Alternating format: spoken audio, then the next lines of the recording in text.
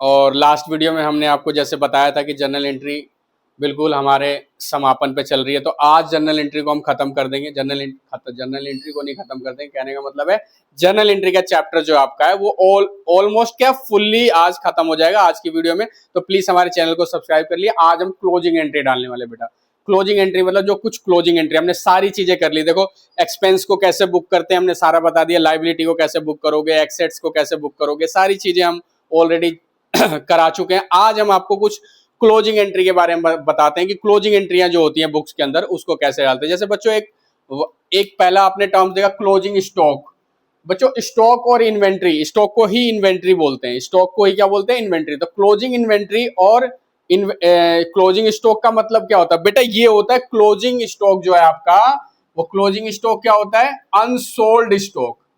Unsold stock बेटा, unsold stock का मतलब क्या होता है, अनसोल्ड स्टॉक का मतलब है कि जो माल बिका नहीं, जो माल बिका नहीं है उसको बोलते हैं अनसोल्ड स्टॉक। जो आपके पास बुक्स में अभी अवेलेबल है, जो माल नहीं बिका है, अभी तक बिका नहीं है, आपकी बुक्स के अंदर आपके गोदाउन में पड़ा हुआ है, तो वो आपका क्या है, अनसोल्ड स्टॉक। बेटा अनसोल्ड स्टॉक की आप जर्नल एंट्री कैसे डालेंगे और अनसोल्ड स्टॉक की वैल्यूएशन कैसे होगी, कैसे पता लगेगा कि अनसोल्ड स्टॉक की वैल्यू क्या है बेटा, तो इसके लिए क्या बोला है, कोस्ट और एनआरवी। बेटा एनआरवी का मतलब क्या होता है, नेट रियलाइजेबल वैल्यू। कॉस्ट और NRV whichever is lower, जो इन दोनों में से कम होगा वही क्लोजिंग स्टॉक की वैल्यू होगी। क्लोजिंग स्टॉक का मतलब क्या है, कॉस्ट, मतलब जो कॉस्ट थी आपकी स्टॉक की और जो उसकी नेट रियलाइजेबल वैल्यू है, मतलब नेट रियलाइजेबल वैल्यू का मतलब आज की टाइम पे उसकी रियलाइजेबल वैल्यू कितनी है। तो जो दोनों में लोअर होगा उस पे आपका स्टॉक रिकॉर्ड होता है, कॉस्ट और NRV whichever is lower. तो बेटा अब इसकी जर्नल एंट्री कैसे डालोगे, अभी तो आपको ये तो समझ में आ गया। क्लोजिंग स्टॉक का मतलब क्या होता है, अनसोल्ड स्टॉक, जो माल नहीं बिका है वो है आपका क्लोजिंग स्टॉक और क्लोजिंग इन्वेंट्री। और क्लोजिंग इन्वेंट्री की एंट्री क्या डालोगे आप, क्लोजिंग एंट्री की एंट्री क्या डालोगे, closing stock account debit. Closing stock या स्टॉक को इन्वेंट्री भी बोलते हो, तो inventory account debit to trading, trading में जाएगा बेटा ये। तो क्या एंट्री बनी, क्लोजिंग स्टॉक या inventory account debit to trading. बेटा क्लोजिंग स्टॉक का आप इस तरीके से भी देख सकते हो, आपका क्या हो रहा है, क्लोजिंग स्टॉक आपके पास स्टॉक पड़ा हुआ है, स्टॉक पड़ा हुआ है तो स्टॉक आपके बिजनेस के अंदर स्टॉक है इतना, तो है तो बेटा डेबिट कर दे, क्लोजिंग स्टॉक आप डेबिट करोगे। और ये आपके बेटा बैलेंस शीट में भी किस साइड आता है, एसेट साइड में रिकॉर्ड होता है।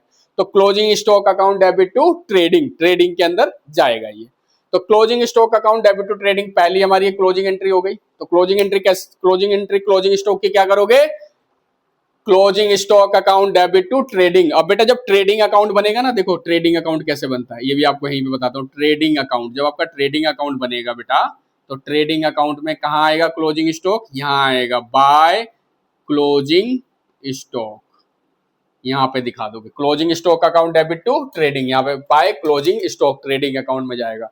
बेटा ट्रेडिंग अकाउंट क्या होता है, हम आपको इसका पूरा चैप्टर लेके आएंगे, आप पूरा का पूरा चैप्टर आएगा, ट्रेडिंग अकाउंट, पीएनएल और बैलेंस शीट, जो फाइनल अकाउंट है ना, फाइनल अकाउंट का जब चैप्टर कराएंगे तो आप पूरा बताएंगे कि ट्रेडिंग अकाउंट का मतलब क्या होता है, ट्रेडिंग में क्या चीजें आती है, पीएनएल में क्या चीजें आती है और बैलेंस शीट में क्या आती है। तो पूरा का पूरा पूरा पूरा वीडियो आपका उसके लिए अवेलेबल रहेगा। अभी आप इतना समझ लो, closing stock account debit to trading. तो क्लोजिंग स्टॉक क्या होता है बेटा, क्लोजिंग स्टॉक होता है आपका अनसोल्ड स्टॉक। कौन सा stock, unsold stock. Closing stock की वैल्यूएशन कैसे होगी, कॉस्ट और NRV whichever is lower, cost और NRV whichever is lower, जो कॉस्ट और जो उसकी नेट रियलाइजेबल वैल्यू होगी, जो दोनों में से जो कम होगा उसी पे कॉस्ट की रिकॉर्डिंग होगी। रिकॉर्डिंग का मतलब क्या होता है सर, उतने में ही बुक्स में रिकॉर्ड किया जाएगा, उतने में पोस्ट होगी। बेटा इसके बाद आउटस्टैंडिंग एक्सपेंस, वैसे मैंने आउटस्टैंडिंग एक्सपेंसेस के तो बहुत सारे एग्जांपल मैंने अपने कई वीडियो में दिए हुए हैं। आउटस्टैंडिंग एक्सपेंस का मतलब क्या होता है बेटा, जो एक्सपेंस हो गया है लेकिन हमने अभी तक उसको पे नहीं किया। मतलब जैसे कि कर्मचारी का वेतन ड्यू तो हो गया, कर्मचारी का वेतन का खर्चा एक्सपेंस तो हो गया है, कर्मचारी का वेतन देना तो है लेकिन हमने अभी उसको दिया नहीं है। मतलब एक्सपेंसिस और expenses due, salary due but not paid. अगर जो खर्चा आपका ड्यू हो चुका है इस महीने का लेकिन आपने उसको अभी पे नहीं किया, तो वो बेटा आपकी आउटस्टैंडिंग होती है। तो ये भी क्लोजिंग एंट्रियां होती हैं। तो इसकी एंट्री क्या डालोगे, expenses account debit, expenses account debit to outstanding expense, outstanding expense. अब बेटा आप, मैंने लिखा expenses account debit to outstanding expense, ये कोई से भी एक्सपेंस हो सकते हैं। जैसे कि मैं बात करूं रेंट की, तो यहाँ पर रेंट हो जाएगा, तो यहाँ पे टू आउटस्टैंडिंग रेंट हो जाएगा। अगर यहाँ पे सैलरी हो गई तो यहाँ पे टू आउटस्टैंडिंग सैलरी हो जाएगा। अगर मान लो इसी तरीके से यहाँ पे कोई और है तो रिलेवेंट एक्सपेंस, सीधे बोल देते रिलेवेंट एक्सपेंस, या आप ऐसे बोल दो एक्सपेंसेस अकाउंट डेबिट टू, या फिर रिलेवेंट लगा लो, कोई रिलेवेंट एक्सपेंस, जो भी रिलेवेंट एक्सपेंस है टू आउटस्टैंडिंग रिलेवेंट एक्सपेंस, जो भी है। तो मतलब सीधी सी बात है, आपको क्या करनी है, एक्सपेंस को डेबिट करना है और आउटस्टैंडिंग को क्रेडिट करना है। आउटस्टैंडिंग को क्रेडिट क्यों करना है, मैंने आपको दोनों तरीके समझा दिए कि एक्सपेंस आपका खर्चा है, एक्सपेंस खर्चा है तो डेबिट होगा, एक्सपेंस खर्चा है तो डेबिट होगा। इसमें कौन सा रूल लगेगा, पर्सनल रियल नॉमिनल में कौन सा रूल लगेगा बेटा, नॉमिनल रूल लगेगा। और नॉमिनल क्या होता है, debit all expenses losses and credit all income और गेन्स। और बेटा आउटस्टैंडिंग एक्सपेंस क्या है, अगर इसको लाइबिलिटी मानते हो आप, बिजनेस लाइबिलिटी आपने पे नहीं करी है, तो लाइबिलिटी आपने पे नहीं करी है, तो लाइबिलिटी को लाइबिलिटी क्रिएट होती है, तो आपने आउटस्टैंडिंग एक्सपेंस क्रिएट कर दिया। या फिर आप इसको इस तरीके से भी देख सकते हो, पर्सनल रियल और नॉमिनल के रूप में भी दे सकते हो। ये कौन से नेचर में आ जाएगा आउटस्टैंडिंग एक्सपेंस, पर्सनल में आ जाएगा। पर्सनल का रूल क्या बोलता है, debit the receiver credit the giver, मतलब ये आउटस्टैंडिंग एक्सपेंस है, किसी ना किसी का तो होगा। अगर ये मिस्टर एक्स का होगा तो mister x is a individual, और मिस्टर एक्स जो है उसकी रिलेवेंट है, तो मिस्टर एक्स क्या हो गया, क्रेडिट हो गया। ठीक है बच्चों, तो किसी भी तरीके से समझ लो आप, एक्सपेंस खर्चा है डेबिट होगा, और आउटस्टैंडिंग एक्सपेंस अगर लाइबिलिटी है तो लाइबिलिटी के पॉइंट ऑफ व्यू से सोचोगे तब भी क्रेडिट होगा, और मिस्टर एक्स क्या हो जाएंगे, पर्सनल रूल लगाओगे तो भी ये क्या हो जाएगा, क्रेडिट हो जाएगा। इसी तरीके से rent to rent outstanding, salary to salary outstanding, मतलब जो भी खर्चा होगा, सीधी सी बात समझ लो मेरी बात, जो भी एक्सपेंसेस होगा उस एक्सपेंसेस को डेबिट करना है और उस एक्सपेंसेस का नाम लिख के नीचे क्रेडिट करना है। तो बच्चों ये तो एक एंट्री थी हमारी आउटस्टैंडिंग एक्सपेंसेस को डालने के लिए। आउटस्टैंडिंग एक्सपेंस किसे कहते हैं, आउटस्टैंडिंग एक्सपेंस का मतलब होता है एक्सपेंस हो गया है, एक्सपेंस हो गया है, खर्चा हो गया है लेकिन दिया नहीं है, एक्सपेंस हो गया है लेकिन दिया नहीं है। कर्मचारी का वेतन ड्यू हो गया है लेकिन भुगतान नहीं किया है, कर्मचारी का वेतन ड्यू हो गया है, भुगतान नहीं किया है। मजदूर का सैलरी, मजदूर की वेजिस ड्यू हो गई है लेकिन हमने अभी तक उसे भुगतान नहीं किया है। तो ये बच्चों हो गया क्लोजिंग स्टॉक, आउटस्टैंडिंग। बेटा प्रीपेड का मतलब क्या होता है, मैंने आपको बताया था, प्रीपेड का मतलब होता है एडवांस में ही दे देना, अगले महीने का भी आज ही दे दिया, अगले महीने का भी आज ही दे दिया। तो बेटा एंट्री क्या बनेगी, prepaid account debit, prepaid expense account debit to relevant expense. बेटा रिलेवेंट एक्सपेंस क्यों करा है, मतलब जो जिस भी खर्चे का प्रीपेड होगा वो डेबिट हो जाएगा और वो एक्सपेंस आपका क्या हो जाएगा, क्रेडिट हो जाएगा। तो बेटा प्रीपेड एक्सपेंस को डेबिट क्यों करा है, बेटा प्रीपेड एक्सपेंस को दो तरीके से देख ले, या तो इसको एसेट्स मान ले, एसेट्स ही है क्योंकि आपने एडवांस में ही पे कर दिया, तो आप अपनी बुक्स में एसेट्स ही रिकॉर्ड करोगे इसे, तो एसेट्स रिकॉर्ड करोगे तो एसेट्स क्या हो गया, डेबिट हो गया, तो एसेट डेबिट हो गया, तो प्रीपेड एक्सपेंस क्या हो गया, डेबिट हो गया। और टू रिलेवेंट एक्सपेंस, यहाँ पे क्या हुआ, एक्सपेंस कम होगा, वो एक्सपेंस को रिड्यूस करना पड़ेगा क्योंकि हमने वो खर्चा पहले से ही दे दिया है। तो एंट्री क्या बनी, prepaid account, prepaid expense to relevant expense, prepaid expense to relevant. अगर बोलूं सैलरी प्रीपेड है तो क्या बनेगी entry, prepaid salary, prepaid salary account debit to salary. अगर बोलो प्रीपेड इंश्योरेंस तो एंट्री क्या बनेगी, prepaid insurance account debit to insurance. बहुत सिंपल है बेटा एंट्री करना, बहुत सिंपल है। अकाउंट्स से सिंपल कुछ चीज है ही नहीं दुनिया में। सबसे सिंपल जो है, जो दुनिया में कोई चीज बनाई गई है तो वो बनाई गई है अकाउंट्स, इसलिए तो बेटा अकाउंट्स पढ़ा रहा हूं मैं।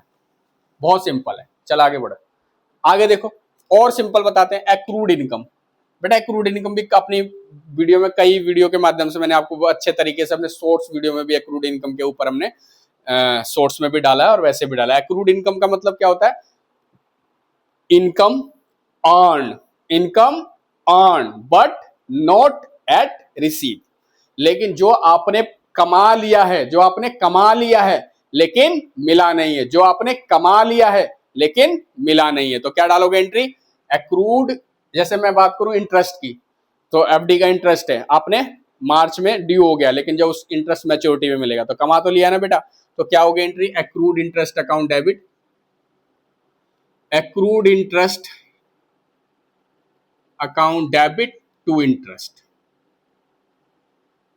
क्या एंट्री बनी बेटा? Accrued interest account debit to interest. Accrued interest को हमने डेबिट क्यों किया है बेटा? अगर आप देखोगे तो एक्रूड इंटरेस्ट को एज अगर एसेट्स लायबिलिटी के अप्रोच से जाओगे तो क्या है एक्रूड इंटरेस्ट आपके लिए? एसेट्स, एसेट साइड में बुक होगा, क्योंकि आपने ये कमा लिया है लेकिन मिला नहीं है, कमा लिया है लेकिन मिला नहीं है। आपने कमा लिया ना बेटा, कमा लिया तो एसेट्स बन गई ना तुम्हारे लिए, तो एसेट बन गई तो डेबिट करोगे एसेट। और टू इंटरेस्ट बेटा इनकम है, इनकम, और इनकम क्या होती है? सारी इनकम क्रेडिट होती है। तो बेटा क्या हो गया? Accrued interest account debit to interest, accrued interest account debit to interest. Accrued क्या होगी? डेबिट होगी। बेटा रटवा नहीं रहा, एक्रूड का मतलब आप समझ लो, एसेट्स बन गई आपके लिए, और एसेट्स बन गई तो डेबिट हो जाएगी, तो डेबिट होगी ना, assets account debit to interest. और इंटरेस्ट आपके लिए क्या हो गई? इंटरेस्ट आपके लिए क्या हो गया? इनकम हो गया, और इनकम सारी की सारी क्या होती है? क्रेडिट होती है। तो बेटा एक्रूड इंटरेस्ट समझ गए? एक्रूड इंटरेस्ट का मतलब क्या होता है? इनकम दैट वी अर्न, जिसको हमने कमा लिया है, कमा लिया है लेकिन मिला नहीं है, जिसको मैंने कमा लिया है लेकिन मिला नहीं है। मतलब जो मेरा है, मेरा हो चुका है। सर मेरा हो कैसे चुका है? नहीं हुआ ना बेटा, मेरा है लेकिन मिला नहीं है।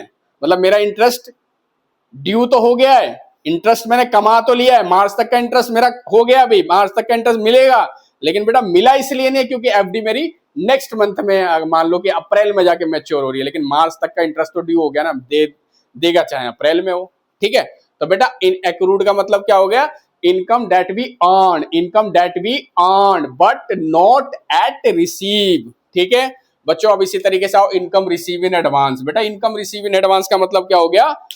कि आपने एडवांस में ही कोई इनकम ले ली, एडवांस में ही मुझे मान लो मेरी फीस जो है ना, आगे की 4-5 महीने की फीस मेरे को किसी ने आज ही दे दी, तो बेटा मेरे लिए क्या हो गई? ये लायबिलिटी। कोई भी जब इनकम, कोई भी इनकम अगर एडवांस में तुम्हारे पास आ जाएगी तो वो आपके लिए क्या बन जाएगी?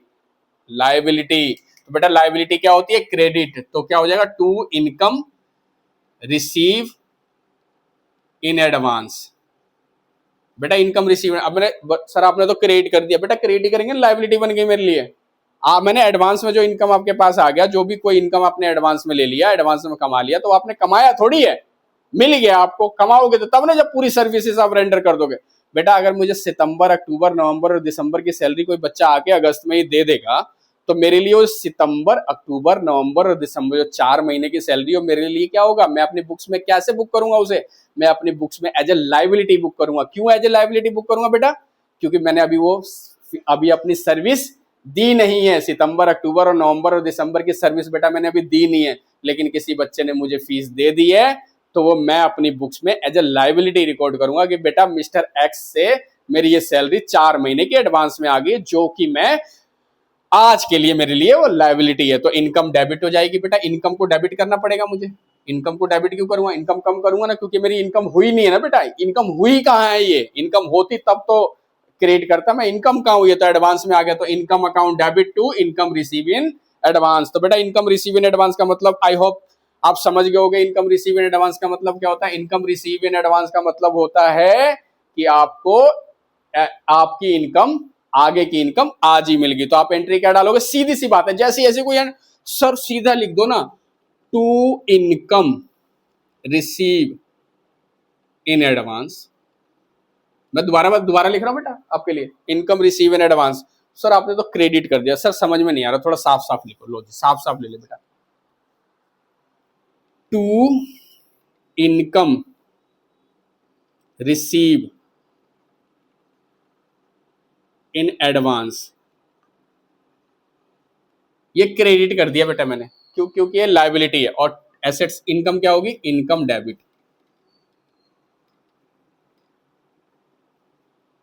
ठीक है, तो ये आपकी एंट्री बनी जो आपको एडवांस में मिल गई, income account debit to income receive in advance. चलो आगे नेक्स्ट पे आते हैं बेटा, क्लोजिंग चल रहा है, बस चैप्टर का समापन ही है आज, इसकी 13वीं कर देंगे चैप्टर के आज हम। इस चैप्टर की 13वीं आज खत्म, आज के बाद कुछ नहीं बचा इसका। ठीक है, आगे चलो बेटा डेप्रिसिएशन पे। सर डेप्रिसिएशन तो हमने कभी सुना ही नहीं है, क्या आपने लिख दिया डेप्रिसिएशन?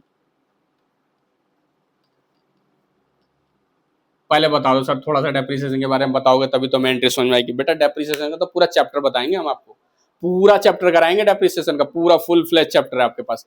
आज के लिए आप समझ लो डेप्रिसिएशन का मतलब क्या होता है बेटा।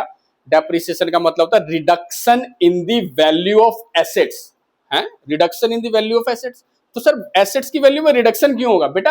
Reduction in the value of asset due to use. मान लो आप अपना, आपके पास मोबाइल फोन है, मोबाइल फोन आपके लिए एसेट्स है, अब मोबाइल फोन आप यूज कर रहे हो तो क्या उसमें रिडक्शन नहीं हो रही उसकी वैल्यू में? क्या आप 10,000 रुपए का मोबाइल खरीद के लाए थे तो क्या आज भी 10,000 का बेच दोगे? नहीं, जैसे जैसे यूज करोगे उसकी वैल्यू कम होती जाएगी, क्योंकि यूज के हिसाब से वैल्यू कम होती है।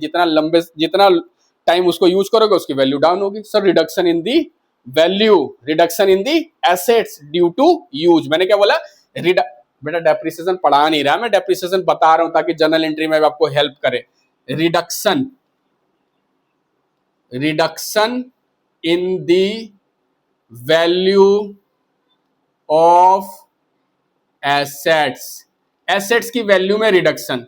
सर एसेट्स की वैल्यू में रिडक्शन कैसे होगा? ड्यू टू, अब देखो कारण क्यों होगा।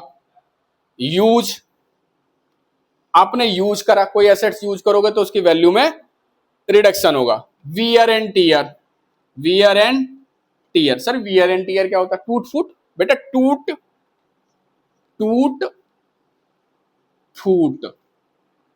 फूट, अगर कोई एसेट्स में टूट फूट हो जाएगी तो उसकी वैल्यू डाउन हो जाएगी ना।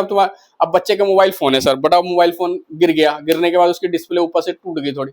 अरे बेटा मैं नहीं चाहता किसी की डिस्प्ले टूटे, पर एक एग्जांपल के, सपोज मेरे मोबाइल के ले ले बेटा, तू मेरे की ले ले, मेरे मोबाइल की डिस्प्ले है, मेरा मोबाइल पढ़ाते पढ़ाते नीचे गिर गया, देख कितना खुश हो रहा है, मजा आ गया इसको। तो जब टीचर का फूटता है तो बच्चों को मजा आता ही है, ये ऑफलाइन वाले बच्चे हंस रहे हैं उधर से। बेटा अगर मेरा फोन गिरा, फोन गिरते ही मेरे फोन का डिस्प्ले टूट गया, तो सर डिस्प्ले टूट गया, अब मैं 50,000 रुपए का फोन लेके आया था, अब 50,000 का फोन लेके आया था तो क्या मैं 50 अब बिक जाएगा वो? बता तो आप कितने में खरीदोगे? 500 रुपए में, 500 रुपए में बोल रहा है, 50,000 का सीधा 500 गया बेटा। तो समझ ले ये किस वजह से हुआ? टूट फूट। बेटा जैसे ही उसमें टूट फूट हो गया ना, डेंट आ गया, डेंट समझते हो? डेंट, जैसे कोई नई कार लेके आया, किसी ने हल्की सी चुम्मी दे दी ना कार को, तो जैसी कार की थोड़ी सी भी ट्रक ने चुम्मी लगा दी पीछे से, चुम्मा लेते ही कार क्या हो जाएगा? डेंट में आ जाएगा, और डेंट में आ जाएगा तो क्या हो जाएगी? रिडक्शन हो जाएगी, रिडक्शन हो जाएगी तो क्या हो जाएगा? सर रिडक्शन हो जाएगा, रिडक्शन हो जाएगा तो बेटा वो भी डेप्रिसिएशन का पार्ट है ना। डेप्रिसिएशन का मतलब ही होता है मूल्य में कमी, मूल्य, एसेट्स की मूल्य में कमी due to use, wear and tear. अब बेटा और क्या हो सकता है? ऑब्सिलेंस। ये देखो डिटेल में तो हम चैप्टर में आगे पढ़ाएंगे, बस मैं आपको यहाँ पर नॉर्मली वैसी बात बता रहा हूं। अब ऑब्सिलेंस क्या होता है? सर ये कौन सा नया शब्द लेके आए, पता नहीं कहां कहां से अंग्रेजी मार रहे हो आ जाके। बेटा ऑब्सिलेंस का मतलब होता है कि टेक्नोलॉजी में चेंज। बेटा अब तू 2G फोन चला रहा है क्या आज के टाइम पे? कोई बच्चा 2G चला रहा होगा? नहीं चला रहा होगा। 3G चला रहा होगा कोई? नहीं। Sir 4G? नहीं। बेटा 5G चला रहे होगा सारे के सारे, और आगे भी चला रहे हो तो पता नहीं, पर 5G तो एटलीस्ट सारे चला ही रहे हैं। तो बेटा आज के टाइम पे अगर मेरे पास 2G का फोन होगा तो उसकी वैल्यू आज की डेट में मार्केट में क्या उसकी कीमत होगी? सर डब्बा है वो, डब्बा हो गया, 2G का कुछ नहीं कर सकते, तो क्या हो गया? उसकी वैल्यू डाउन होगी ना। तो बेटा यूज, वियर एंड टीयर, ऑब्सिलेंस की वजह से एसेट्स की वैल्यू में कमी आने को बोलते हैं डेप्रिसिएशन।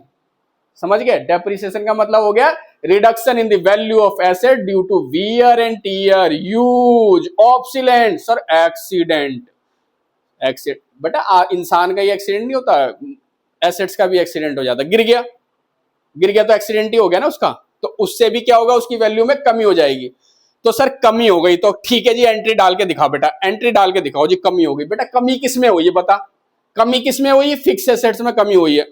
तो जब बेटा फिक्स एसेट्स, चल मोबाइल ही ले ले, मोबाइल में कमी हो गई, मोबाइल फोन में कमी हो गई, तो बेटा मोबाइल फोन क्या है? एसेट्स है। मोबाइल फोन क्या है? एसेट्स है। और मोबाइल फोन क्या होता है? डेबिट। क्या होता है? डेबिट। लेकिन बेटा यहाँ पे तो कमी हो गई ना, तो मोबाइल फोन क्या हो जाएगा अब? क्रेडिट। तो ये लो जी mobile phone credit. Mobile phone account credit हो गया आपका, 2 में आ गया। सर ऊपर क्या आएगा फिर? बेटा ऊपर तो सीधा डेप्रिसिएशन आ जाएगा ना। डेप्रिसिएशन। बेटा ये हो गया खर्चा, ये हो गया खर्चा, ये और ये हो गया मूल्य में कमी। मूल्य में कमी, मोबाइल फोन की वैल्यू डाउन होगी ना बेटा, जितने भी परसेंट डाउन होगी तो एंट्री बनी। ठीक है, तो कोई भी एसेट्स की डेप्रिसिएशन आपको बुक करना है तो डेप्रिसिएशन अकाउंट डेबिट हो जाएगा, और नीचे रिलेवेंट एसेट्स, जिस एसेट्स का डेप्रिसिएशन है उसको हम उतने से क्रेडिट कर देंगे। ये समझ में आ गया ना बच्चा? ये एक्सपेंस है, एक्सपेंस एक्सपेंस एक्सपेंस, और एक्सपेंस क्या होता है? Debit debit debit. और मोबाइल फोन सर एसेट्स होती है, तो क्यों कर दिया आपने क्रेडिट? क्योंकि बेटा इसमें क्या हो गया? मूल्य में कमी। समझ गए? अब मूल्य में कमी होगी तो एसेट्स हो गई कम। बहुत बढ़िया सर, अब आगे बताओ। ये बहुत बढ़िया टॉपिक है भाई, इंटरेस्ट ऑन कैपिटल और interest on drawing. Sir interest on capital तो आप ही बताओ, मैं ही बता रहा हूं, मैंने कब बोला आप बताओ? सर बढ़िया से लिखो, लो जी बेटा बढ़िया से लिख देते हैं। इंटरेस्ट ऑन कैपिटल,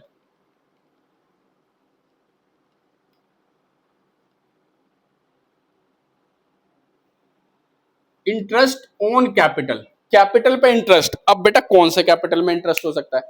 तो अब एक बात बताओ बच्चों, कि आपने जब बिजनेस में पैसा लगाया, जब आपने बिजनेस में पैसा लगाया, तो बेटा फ्री में तो पैसा लगाया नहीं। मैं अपने बिजनेस में पैसा लगाऊंगा तो उस पर इंटरेस्ट नहीं कमाऊंगा क्या? मुझे कुछ मिलेगा नहीं क्या? अगर मैं अपना पैसा बैंक में रखूंगा तो सेविंग का इंटरेस्ट तो मिलेगा 4%, और एफडी करा दूंगा तो 7%, 6.5% तो मिलेगा। अब बेटा हाँ तू सही, म्यूचुअल फंड में लगाएगा बेटा, तो म्यूचुअल फंड में लॉस भी हो जाता है। ठीक है, तो म्यूचुअल फंड, चल म्यूचुअल फंड में लगा दिया, शेयर में लगा दिया, कहीं भी लगा दिया, कुछ ना कुछ तो कमाएगा ही ना। तो मैंने इसी तरीके से अपने बिजनेस में लगा दिया पैसा, फ्री में कौन देता है? तो उस पर एक इंटरेस्ट, अब एज पर इंटरेस्ट जो है वो ड्राइंग पे क्या, सॉरी ड्राइंग कह रहा हूँ, उस कैपिटल पे जो भी इंटरेस्ट मेरा पार्ट उसमें लिखा होगा एज पर दी पार्टनरशिप डीड के हिसाब से हम चलेंगे, वो भी चैप्टर लेके आएंगे, आपको बताएंगे कि क्या होता है। पर आज के टाइम पे तो आप इतना समझ लो, मान लो 10% लिखा, 10% लिखा, तो बेटा बिजनेस के लिए क्या है वो? इंटरेस्ट ऑन कैपिटल किसको मिलेगा? इंटरेस्ट ऑन कैपिटल मिलेगा प्रोप्राइटर को, क्योंकि मैंने अपने बिजनेस में पैसा लगाया है, तो उस पर जो इंटरेस्ट ऑन कैपिटल मिलेगा वो मेरे लिए क्या है? इनकम। और बिजनेस के लिए क्या है? एक्सपेंस। तो बेटा हमेशा जब आप जर्नल एंट्री किसकी कर रहे हो? जर्नल एंट्री बिजनेस की कर रहे हो, मेरी थोड़ी कर रहे हो, मेरी थोड़ी कर रहे हो। आप जर्नल एंट्री किसकी कर रहे हो? बुक्स किसका फाइनल कर रहे हो? बुक्स किसका लिख रहे हो? किसी ना किसी बिजनेस का बुक्स लिख रहे हो। तो बिजनेस में आप जब जाओगे तो एंट्री क्या डालोगे? बिजनेस के लिए इंटरेस्ट ऑन कैपिटल क्या हो गया? खर्चा। सर इंटरेस्ट ऑन कैपिटल खर्चा हो गया, कैसे बताइए जरा एक बार। बेटा कैपिटल पे इंटरेस्ट, कैपिटल में जो पैसा मैंने लगाया ना बिजनेस, उस कैपिटल पे बिजनेस को मुझे पैसा देना पड़ेगा। मैंने ऐसे फ्री में पैसा ना लगा दिया अपनी बिजनेस के अंदर। तो क्या एंट्री बनेगी? इंटरेस्ट ऑन कैपिटल क्या हो गया? बिजनेस के लिए खर्चा, तो डेबिट हो गया। Interest on capital account debit, to क्या होगा भाई? तो टू कैपिटल बेटा, कैपिटल। सर ये क्या एंट्री बना दी आपने? कितनी सिंपल सी तो एंट्री बनाई है, कैपिटल क्रिएट कर दिया आपने। कैपिटल तो जब आप क्रिएट करते थे, जब बिजनेस में वो पैसा लगाता था तब भी कैपिटल क्रिएट करते थे, और जब इंटरेस्ट ऑन कैपिटल बुक करो तभी कैपिटल क्रिएट कर। हाँ बेटा दोनों एक ही चीज होगी, समझ देख। जब बिजनेस में मैंने पैसा लगाया तो मेरी कैपिटल बढ़ेगी ना, मेरी कैपिटल बढ़ेगी ना बेटा, बोल दे एक बार, बढ़ेगी ना? बढ़ेगी। और जब बिजनेस मुझे इंटरेस्ट देगा, तो बिजनेस मुझे इंटरेस्ट देगा तभी मेरी कैपिटल बढ़ेगी ना। हाँ कितना समझदार बच्चा है। तो कैपिटल क्या हो गई? क्रेडिट, और इंटरेस्ट ऑन कैपिटल बिजनेस के लिए क्या है? खर्चा, तो वो क्या हो गया? डेबिट। तो एंट्री कितनी बढ़िया बनी? बढ़िया ही बनती है भाई। Interest on capital account debit to capital, interest on capital account debit to capital. Sir रटवा रहे हो क्या? रटवा नहीं रहा बेटा, बता तो दिया। इंटरेस्ट ऑन कैपिटल बिजनेस के लिए खर्चा होता है, इंटरेस्ट ऑन कैपिटल बिजनेस के लिए खर्चा होता है, खर्चा होता है तो सारे खर्चे डेबिट होते हैं। क्यों डेबिट होते? नॉमिनल पढ़ ले जाके भाई, नॉमिनल में तो बोल बोल के थक गया कि नॉमिनल में सारे एक्सपेंसेस सारे लॉसेस डेबिट होते, सारे एक्सपेंसेस सारे लॉसेस डेबिट होते। बेटा इंटरेस्ट ऑन ड्राइंग में आ जाओ। सर मैं ये तो हम बताएंगे। हाँ तो बताई देगा, उल्टी कर दे इंटरेस्ट की। सर सही बोल रहे आप, उल्टी कर दे भाई, कैपिटल डेबिट कर दे, capital account debit to interest on drawing. Sir ये क्या? अब हमें तो इसका भी लॉजिक दो, हम बिना लॉजिक के नहीं मानते, हमें लॉजिक चाहिए सर हर चीज का, हम बिना लॉजिक के कुछ नहीं समझते। बेटा लॉजिक है इसका भी, देख। अब ड्राइंग क्या होता है बेटा? ड्राइंग का मतलब होता है जब बिजनेस से आप पैसा निकालते हो। पैसा जब बिजनेस से निकालोगे ना बेटा, जब पैसा बिजनेस से निकालोगे, किस लिए निकालोगे? अपने खर्चे के लिए निकालोगे, तो उस पैसे पे आपको इंटरेस्ट देना पड़ेगा। आप सर देना पड़ेगा बेटा, जब तू पैसा लगा रहा था और जब पैसा लगाया था तूने, तो तेरे को बिजनेस इंटरेस्ट दे रहा था ना। अब तूने जब निकाल लिया तो देगा ना उसको। तो जब आप उसको दोगे तो अब उस बिजनेस के लिए ये इनकम हो गई, उस बिजनेस के लिए इनकम हो गई। और मैं बेटा बिजनेस की, मैं उस फर्म की अकाउंटिंग कर रहा हूं, ना कि मैं अपनी अकाउंटिंग कर रहा हूं। तो इंटरेस्ट ऑन ड्राइंग क्या हो गई? बिजनेस के लिए इनकम। और सारी इनकम क्या होती है? क्रेडिट। और फिर ये कैपिटल को क्या करा आपने? सर कैपिटल डेबिट क्यों कर रहे हो? बेटा अब कैपिटल कम हो जाएगा ना, कैपिटल कम हो जाएगा ना। सर तो आप बोल रहे हो कि इनकम हो गई। बेटा अभी हम पे नहीं करा, हमने सिर्फ ड्यू कर दिया है। ये ड्यू की एंट्री है, इसीलिए तुम्हें दिख रहा होगा कैपिटल और इंटरेस्ट ऑन ड्राइंग, क्योंकि हम इतनी कैपिटल कम कर देंगे उसकी ड्राइंग से। तो बच्चों कैसी लगी हमारी आपको ये वीडियो? हमने आज आपके साथ पूरा चैप्टर दोस्तों